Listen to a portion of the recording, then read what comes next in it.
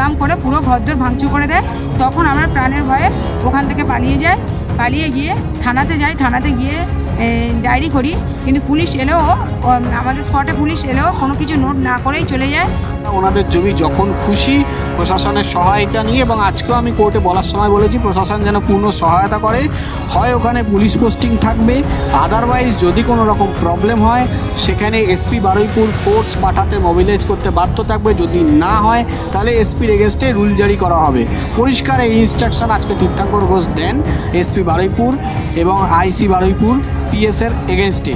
এবার পরবর্তীতে আইসি বারুইপুরকে আসতে হবে, ফিজিক্যাল অ্যাপিয়ারেন্স হতে হবে, আইওকেও আসতে হবে এবং সম্ভবত এসপি বারুইপুরকেও আসতে হবে। জমির বদলে জমি দিলে দেবো, নইলে দেবো না। তা তখন বললো তুই যদি না জমি দিস তাহলে আমাদের 200 ছেলে রেডি আছে, আমরা তাহলে জোর করে দখল করে নেব। আচ্ছা, বারুইপুর থানা এলাকায় একজন যে স্থানীয় বাসিন্দা তাদের সেখান থেকে উচ্ছেদ করার একটা ঘটনা সামনে এসেছে। অভিযোগ উঠছে শাসক দলের বিরুদ্ধে। সেই মামলারই আজকে শুনানি ছিল কলকাতা হাইকোর্টে। কি হলো সেই শুনানি? বেসিক্যালি যেটা হয়েছিল বারুইপুরে গত 27 তারিখে শিখরবালি গ্রাম পঞ্চায়েত, শিখরবালি 1 নম্বর গ্রাম পঞ্চায়েতের আন্ডারে একটা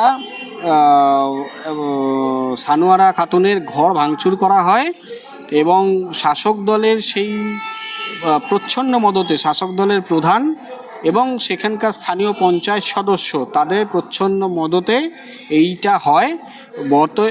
ওনারা অলরেডি ক্লাবকে এবং স্কুলকে জমি দান করার পরেও যে বাকি অংশটুকু জমিতে তারা ছিলেন, ওনারা বসবাস করছিলেন। তার ভিত্তিতে ওনাদের বক্তব্য, জানে বিরোধী পক্ষের বক্তব্য, যে ওই জমিটাও ওনাদেরকে দিয়ে দিতে হবে।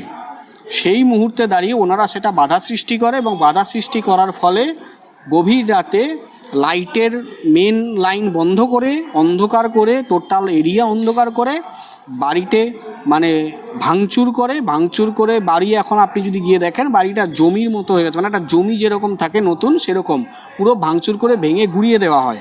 তার ভিত্তিতে সেই মুহূর্তে রাত্রি 2টোয় বারুইপুর থানায় গেলে তৎকালে এফআইআর নেয় না, যেটা ওনারা অবশ্যই নিতে পারতেন। 0 এফআইআর আগে রেজিস্টার করতে পারতেন বিফোর ইনভেস্টিগেশন। এটা ভারতের সংবিধানে এই রুলস আছে। বিএনএসএস বলুন বা সিআরপিসি বলুন, সার্কামস্টেন্সিয়াল এভিডেন্সের ওপর বেস করে এফআইআর যদি মনে করে ইমার্জেন্সি বেসিসে লজ করতে পারতেন। কারণ সেই সময় যে পেট্রোলিং পার্টিতে যে অফিসার ছিলেন সে অফিসার গিয়ে দেখেছে বাড়ি অলরেডি ভেঙে গুঁড়িয়ে দিয়েছে। তার ভিত্তিতে কোনো রকম সার্কামস্টেন্সিয়াল এভিডেন্সের ওপর বেস করে কোনো রকম এফআইআর লজ হয়নি ইনস্ট্যান্ট। এফআইআর পায় 3 থেকে 5 দিন পরে। তার 2 দিন পরে বারুইপুর থানায় এনাদেরকে ডেকে পাঠানো হয়। ঘটনা আমার হাতে আসার পর আমি বারুইপুর থানার আইসিকে প্রথমে ফোন করি, আইসি ফোন ধরেন না। তারপর আইসিকে মেসেজ করি, ওভার দ্য হোয়াটসঅ্যাপ ডিটেলস পাঠাই, জিডি নাম্বার দিয়ে নর্মাল জিডি করে ছেড়ে দেওয়া হয়। সেই জিডি নাম্বার দিয়ে এবং টোটাল ইন ডিটেলস আমি হোয়াটসঅ্যাপের মাধ্যমে পাঠানোর পর সেই রাতে পুলিশ যায় এবং পরদিন সকালে তাদেরকে ডেকে পাঠানো হয়। এবং পরদিন সকালে যখন বারুইপুর থানার আইসির চেম্বারে ওই গ্রামের বর্তমান প্রধান, শিখরবালি 1 নম্বর পঞ্চায়েত, তাই তো, বর্তমান প্রধান, ওখানকার লোকাল গ্রাম সদস্য সহ ওই গ্রামের কিছু হুলিগান, সরকার পক্ষের হুলিগান যারা অ্যান্টি সোশ্যাল, তারা ওখানে প্রস্তুত ছিল থানার ভেতরে এবং অনবরত হুমকি দিয়েছিল ইন প্রেজেন্স অফ মি আমার ক্লায়েন্টকে। এবং ক্লায়েন্ট যখন আইসি রুমে প্রবেশ করে প্রধানকে দরাজ গলায় তখন সার্টিফিকেট দেয়, তোমার প্রধান তো খুব ভালো মানুষ। আমি জানি না কোন অদৃশ্য লেনদেনের ভিত্তিতে এই স্টেটমেন্টটা দেওয়া হয়। তারপরে তারা এফআইআর সেই দিন রেজিস্টার করে। 2 দিন পরে আমার ক্লায়েন্টকে রিসিভ দেয় এই তার এফআইআরের কপি। এফআইআরের কপিতে যে সেকশন দেওয়া হয়েছে সেই সেকশনগুলো হচ্ছে 329(4), 324/4, 3032 এবং 351 এবং সেকশন 3/5। এটা রেজিস্টার হয় 6 তারিখে। এফআইআর তারা ফার্নিশড হয়, থানায় এফআইআর হ্যান্ডওভার করে, এফআইআর রিসিভ 8 তারিখে। 2 দিন পরে 6 তারিখের ডেট দিয়ে আইসি এফআইআর এর কপি ক্লায়েন্টকে দেয় এবং তার ভিত্তিতে আমরা প্রথমে বারুইপুরে 144 করি, রেসিডেন্ট অর্ডার হয় এবং তার ভিত্তিতে এছাড়া এই এফআইআর চ্যালেঞ্জ এবং ডেটটা চ্যালেঞ্জ হয়। এই এফআইআর চ্যালেঞ্জের আজকে ফার্স্ট হিয়ারিং ছিল, যেখানে আইসিকে কল ফর করা হয়েছিল personal physically, plus case diary নিয়ে। কেস ডায়েরি নিয়ে আসে, আমরা সমস্ত ডকুমেন্ট দিই, মানে আগের অবস্থা কীরকম ছিল এবং বাড়ি ভাঙার পর কীরকম অবস্থা ছিল, এবং যে ভিডিও ফুটেজ সেই ভিডিও ফুটেজ পেন ড্রাইভে জাস্টিস তীর্থঙ্কর ঘোষের এজলাসে দেওয়া হয়। দেওয়ার পরে প্লাস আমি সাপ্লিমেন্টারি এফিডেভিট ফাইল করি, যার ভিত্তিতে আমি বলি এফআইআরে আন্ডার সেকশন 149 এবং সেকশন 25 অফ বিএনএসএস এই দুটো সেকশন অ্যাড করতে হবে, কারণ এই দুটো সেকশন একটা হচ্ছে আর্মস অ্যাক্ট আর একটা হচ্ছে বাড়িঘরদোর ভেঙে চুরে রাতের অন্ধকারে ভেঙে চুরে ইল্লিগালিভাবে ভাঙচুর করা, এই দুটো সেকশন যেটা কিনা কগনিজেবল অফেন্স বা নন বেলেবল, এই দুটো সেকশন এফআইআরের মধ্যে অ্যাড করতে হবে। তখন জাস্টিস তীর্থঙ্কর ঘোষ পরিষ্কার বলে, আমাকে প্রশ্ন করে যে আদৌ কি বেল নেওয়া হয়েছে, আমি বললাম আমি জানি না অ্যাকিউজরা বেল নিয়েছে কি না, এই ঘটনা আমি জানি না। আইও বললেন বেল অন প্রসেস, মানে সম্ভবত ধরে নেওয়া হচ্ছে 35-এর নোটিশ কমপ্লাই করা হয়েছে, তার ভিত্তিতে তীর্থঙ্কর ঘোষ বলে কমপ্লাই নোটিশ মানে 35-এর নোটিশ স্টে হলো, প্লাস এই দুটো এফআইআরের সেকশন অ্যাড হলো 149 and section 25 of BNSS FIR add হলো, মানে এটা কগনিজেবল অফেন্সে যাবে, কোনো রকম কমপ্লাই করা যাবে না, তাকে লক আপ করতে হবে, লক আপ করে তাকে কোর্টে লার্নেড ম্যাজিস্ট্রেট ডিস্ট্রিক্ট ম্যাজিস্ট্রেটের সামনে তাকে হাজির করতে হবে, এইটুকু নির্দেশ দিলেন জাস্টিস তীর্থঙ্কর ঘোষ। আজকে এই কেসের নেক্সট হিয়ারিং হচ্ছে 12ই জুন এফআইআর চ্যালেঞ্জার, আর পুলিশ ইনঅ্যাকশন যেটা হয়েছে পুলিশ ইনঅ্যাকশনের এই কেসের পুলিশ ইনঅ্যাকশনের নেক্সট ডেট হচ্ছে 10ই জুন। এর মধ্যে একটা কথা বলে দিই, ওনাদের নামে মানহানি, ওনাদের নামে মানে চরিত্র হনন করা হয়েছে, অপর পার্টি যারা অপোজিট পার্টি তারা অন্য একটা মিডিয়া ডেকে, সেটা সম্ভবত E9 তাই তো, E9 বলে একটা চ্যানেল ইউটিউবার চ্যানেল, তারা একটা মিডিয়াতে ওপেনলি কিছু লোকের নাম, ওনার কী নাম তাদের, সাফিনা বিবি, রুবিনা সর্দার আর জহির সর্দার আর সাইফুদ্দিন মোল্লা, এনারা ওনার চরিত্র হনন করেন, যার ভিত্তিতে বারুইপুরে আমি এর ভিত্তিতে মানহানির একটা ইন্টিমেশন করি, অ্যানেক্সার দিই এবং ওনাদের এগেনস্টে লিগ্যাল নোটিশ আমি সার্ভ করি। লিগ্যাল নোটিশ সার্ভ করায় আজকে সম্ভবত রিসিভড হয়েছে, আমি যতটুকু জানি আজকে সার্ভ হয়েছে, মানে ওনাদের ওখানে যতটুকু আমার কাছে খবর আছে, আজকে থেকে 72 ঘন্টার মধ্যে যদি রিপ্লাই না দেওয়া হয় তাহলে তার এগেনস্টে মানহানিতেও কেস করা হবে আন্ডার সেকশন অফ 74 অফ বিএনএসএসে, তার এগেনস্টে মানহানি কেস ডিস্ট্রিক্ট ম্যাজিস্ট্রেট বারুইপুরে সেটা ফাইল হবে, যেটা ক্রিমিনালে আসবে। ওনারা তো এখন সেখানে থাকতেও পারছেন না, আমার ওনার সাথে কথা হলো, উনি বললেন যে উনি এখন তার বাপের বাড়িতে রয়েছেন, তো ভবিষ্যতে যদি কোর্টের অর্ডারে ওনাদেরকে সেই জায়গাটা ফিরিয়েও দেওয়া হয় তো কতটা সুরক্ষিত থাকবে তারা সেখানে? দেখুন, নিজেদের জমি অকুপাইড করে নেই, কাজে ওনারা চাইলে যখন খুশি ওখানে উঠতে পারে। এখন একটু পরিস্থিতি অন্যরকম প্রথমে ছিল, এখন একটু শান্ত হয়েছে, পরবর্তীকাল আরোটাই শান্ত হয়ে যাবে। ওনাদের জমি আইন বলে আমার জমিতে আমি বাস করতে গেলে কোনো অর্ডারের প্রয়োজন হয় না। আমি যদি আজকে জমি কিনতাম, সেখানে যদি ঝামেলা হতো, তাহলে সেক্ষেত্রে যার থেকে কিনেছি তাকে দাঁড় করিয়ে কোর্ট অর্ডার বার করা যায়। ওনাদের জমি ওনারা বার করতে ওনারা থাকতে পারেন, কোর্ট ইন্টিমেট করে দেবে, অর্ডারে আমি এটা উল্লেখ করে দিতে বলেছি, অর্ডারে উল্লেখ করে দেওয়া হবে এবং ওনারা ওনাদের জমি যখন খুশি প্রশাসনের সহায়তা নিয়ে, এবং আজকেও আমি কোর্টে বলার সময় বলেছি প্রশাসন যেন পূর্ণ সহায়তা করে, হয় ওখানে পুলিশ পোস্টিং থাকবে, আদারওয়াইজ যদি কোনো রকম প্রবলেম হয় সেখানে এসপি বারুইপুর ফোর্স পাঠাতে মোবিলাইজ করতে বাধ্য থাকবে, যদি না হয় তাহলে এসপির এগেনস্টে রুল জারি করা হবে।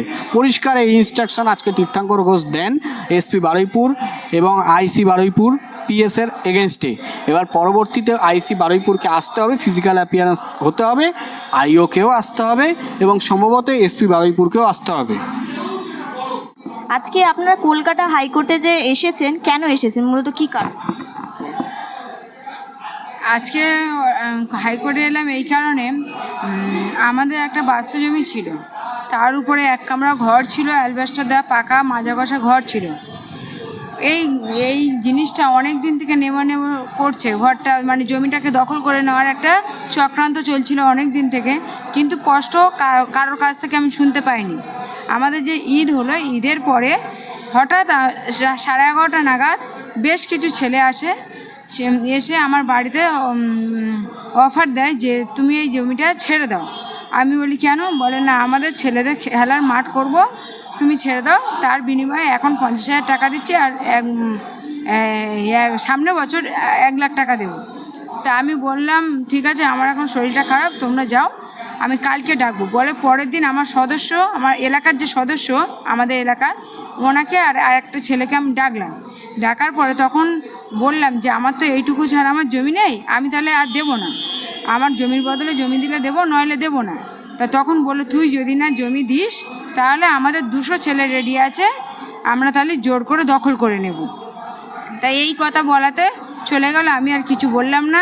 আমি এই বিষয়টাকে সবাই গ্রামে সদস্য বাকি সবাইকে আমি জানালাম, কিন্তু কোনো রেসপন্স পেলাম না। একটাই কারণ, যেহেতু ওনারা শাসক দলের ক্ষমতায় আছে বলে কেউ কিছু বলছে না। পিছন থেকে সব অনেক কিছু বলছে, কিন্তু সামনে কোনো কিছু বলছে না।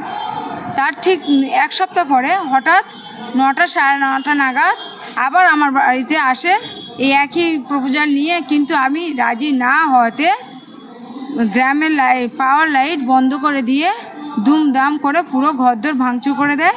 তখন আমরা প্রাণের ভয়ে ওখান থেকে পালিয়ে গিয়ে থানাতে গিয়ে ডায়েরি করি, কিন্তু পুলিশ এলেও আমাদের স্পটে পুলিশ এলেও কোনো কিছু নোট না করেই চলে যায়। তার পরের দিন আবার এফআইআর করি, মানে লিখিত দরখাস্ত জমা দিই, কিন্তু কোনো কেস হয়নি। তারপরে আমাদের উকিলবাবুর সাথে 5 তারিখে কথা হওয়াতে তারপরে পুলিশ স্পটে গেলেও কোনো রেসপন্স করেনি। উল্টে পুলিশ বাড়িতে গিয়ে বোঝাচ্ছে যে এটা আমার ডিউটির মধ্যে বলছি না, বা ডিউটির বাইরের কথা বলছি, যে তুমি এটাকে মেনে নাও, মিল ছলে করে নাও। আমি বলি না, আমি এটা মানবো না, যা হয়েছে হাইকোর্টে যা হয়েছে আমি সেটাই মানবো বলে ওই পর্যন্ত চুপচাপ। তারপর আমি তারই বিরুদ্ধে ওই ঘর ভাঙা এবং জমি যে দখল করে নেওয়ার অভিযোগে আমি হাইকোর্টে মামলা করি। শাসক দল মানে তৃণমূলের কথা আপনি বলছেন, মানে এখানে পাড়ার লোকেরা কি সমর্থন করছে না কোনো রকমভাবে যে তারা এরকম সমর্থন? যেহেতু শাসক দল সমর্থন পিছন থেকে করছে, স্পটের সামনে কেউ বলতে পারছে না, কারণ অনেকের অনেক কিছু দেওয়ার কথা বলেছে, অনেকের পিছু টান আছে বলে ওই জন্য বলতে চাইছে না। এখন আমি ওই গ্রামেরই তো মেয়ে, আর ওখানেই থাকি, আমার বাপের বাড়িতেই থাকি। না, বাড়ি ঘরদোর ভেঙে দিয়েছে, তো ওই জন্য ওখানে থাকছি না।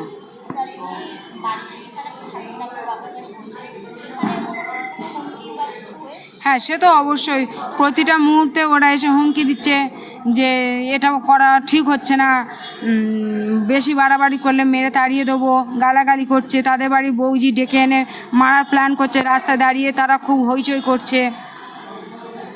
হ্যাঁ হ্যাঁ হ্যাঁ, বলে বেশি বাড়াবাড়ি করলে তোর মেরে ফেলবো, তোর উকিলবাবু এলে তার বোম মারবো, এরকম ধরনের কথা পাড়াতে চলছে।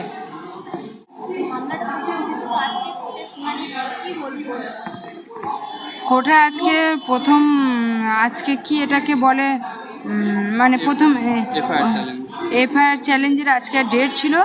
ওখানে আমাদের উকিলবাবু আরও 2টো মানে কেসে, আমি তো আইন সম্পর্কে কথা জানি না, ওখানে অ্যাড করিয়েছে, ওই জন্য আবার আজকে কোর্টে এলাম।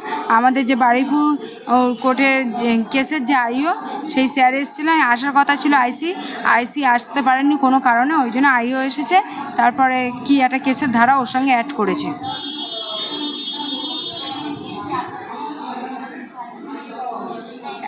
হ্যাঁ, আমাদের বলেছে তোমরা ওখানে বাড়িঘর বাঁধতে পারো, তোমরা তোমাদের জায়গায় যা খুশি তাই করতে পারো, অসুবিধা নেই। যেহেতু জায়গাটা আমারই, তুমি যা খুশি তাই করতে পারো, অসুবিধা নেই।